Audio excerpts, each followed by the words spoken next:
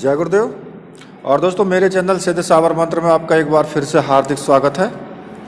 और देखिए, आज मैं आपके सामने जो इस वीडियो के माध्यम से जो आपके लिए जानकारी लेकर के आया हूँ, वो जानकारी एक बहुत ही महत्वपूर्ण जानकारी है।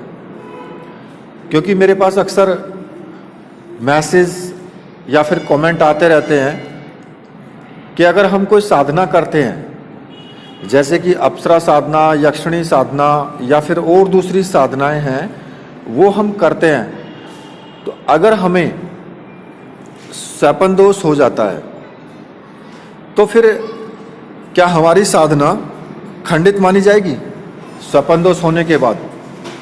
तो देखिए, इसी टॉपिक पर आज हम चर्चा करेंगे और मैं आपको आज बताऊंगा कि वास्तव में सच्चाई क्या है।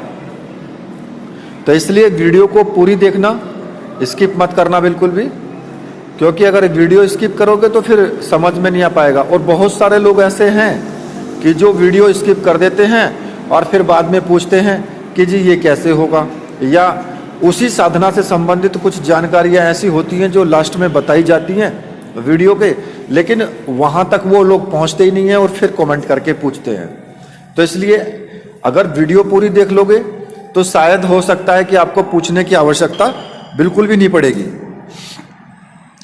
तो देखिए, अगर आप साधना कर रहे हैं, अगर आप अप्सरा और यक्षिणी साधना कर रहे हैं, तो निश्चित रूप से आपको संभोग के स्वपन आते हैं और आपका स्वपन दोष भी होता है। देखिए, होता क्या है इसमें कि आप जब इस तरह की साधना करते हैं, जो रजोगुणी साधनाएं करते हैं, क्योंकि अप्सराओं का, यक्षिणियों का या फिर किन्नरियों का हमेशा से यही एक कार्य रहा है कि जो योगी हैं, तपस्वी हैं, जो साधना कर रहे हैं, उनकी साधनाओं को भंग करने के लिए इनका उपयोग किया जाता रहा है। क्योंकि जब कोई ऋषि मुनि साधना करता था तो इनको भेजा जाता था इंद्र के द्वारा कि भाई उनकी साधना भंग कर दो, और ये भंग कर दिया करती थी, अक्सर ज्यादातर भंग कर दिया करती थी। तो अब जब ये साधनाएं भंग कैसे करती थी, उनके अंदर ऐसी क्या शक्ति थी? तो नॉर्मल सी बात है कि वासनात्मक भाव ज्यादा होता है और सुंदरता ज्यादा होती है, और वो मोहित हो जाते थे इनकी तरफ, और जैसे ही मोहित हुए साधना खंडित हुई। तो जब वहां तक इतना प्रकोप इनका हो जाता था, तो आपके साथ क्यों नहीं होगा? आप तो खुद इन्हीं की साधना कर रहे हो। लेकिन अब इनकी साधना करने में अगर आप अपने मन के अंदर किसी भी तरह का कोई भी ऐसा विचार लेकर के आते हैं, होता क्या है कि हम साधना तो कर रहे हैं, लेकिन हम या तो इंटरनेट पर कुछ पिक्चर्स वगैरह देख रहे हैं, वहां पर कुछ गंदे सीन आ जाते हैं, तो वहां हमारा मन विचलित हो जाता है। या फिर किसी व्यावहारिक जिंदगी में किसी स्त्री को, लड़की को देख करके और हमारा जो मन है वो विचलित हो जाता है। तो अब क्या होगा कि शक्ति समझ गई है कि भाई आपका मन विचलित हो चुका है, आप अपने रास्ते से हट चुके हैं।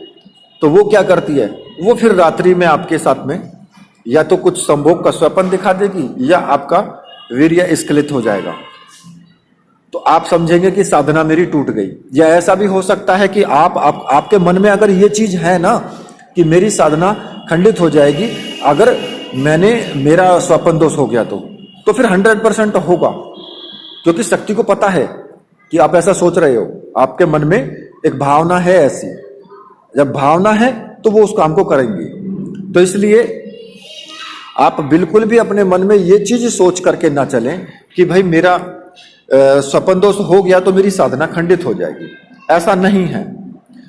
इन साधनाओं में अगर आपका स्वपन दोष हो जाता है तो कोई प्रॉब्लम नहीं है, साधना करते रहो, साधना खंडित नहीं होगी। ठीक है। अब दूसरा मैं आपको यह बता देता हूं कि जब हम कोई दूसरी साधना करते हैं, जैसे कि हनुमान साधना हो गई या भैरव साधना हो गई, तो स्वपन दोष भी कई प्रकार से होता है। एक तो होता है कि आपको कोई ना कोई सुंदर स्त्री आपको दिखाई देगी, या फिर और भी कोई कारण हो सकता है, तो उसमें क्या होगा कि आपको जो स्वपन दोष होगा उसमें कुछ ना कुछ वासनात्मक भाव आपके जरूर आएंगे। अब बात आती है कि स्वपन दोष तो हुआ लेकिन आपको पता ही नहीं लगा कि ऐसा हुआ भी। तो देखिए, इसके कई कारण होते हैं स्वपन दोष होने के भी। तो स्वपन दोष होने से ये नहीं माना जा सकता कि हमारी साधना खंडित हो गई है। इसलिए निर्भय होकर साधना करो। अगर स्वपन दोष हो भी जाता है तो किसी प्रकार की कोई प्रॉब्लम नहीं है, आपकी साधना खंडित नहीं हुई है। ठीक है।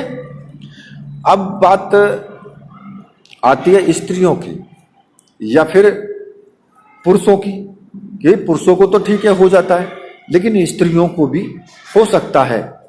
तो इसलिए अगर ऐसा कुछ होता है तो फिर वो भी अपनी साधनाएं खंडित ना माने।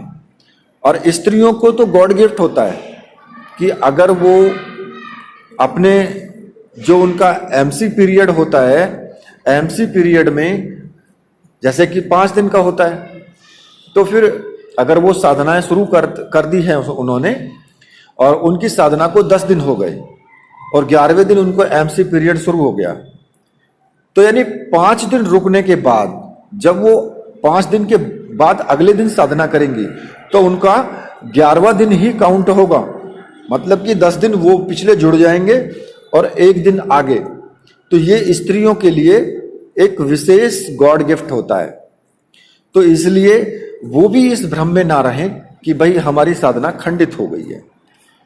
तो इस तरीके से ये जो साधना करने का जो तरीका है उसको करें बढ़िया से, लेकिन ये ना सोचे कि भाई मेरी साधना खंडित हो जाएगी अगर हमारा स्वपन दोष हुआ है या फिर कोई ऐसे ही वीर्य स्खलित हो गया है, तो उसमें किसी प्रकार की कोई प्रॉब्लम नहीं है। इसी के साथ अब मैं वीडियो को यहीं पर समाप्त करता हूं। तो मेरे साथ बोलिए, बोलिए वीर बजरंगबली हनुमान जी महाराज की जय, बोलिए मेरे परमहंस गुरुदेव की जय।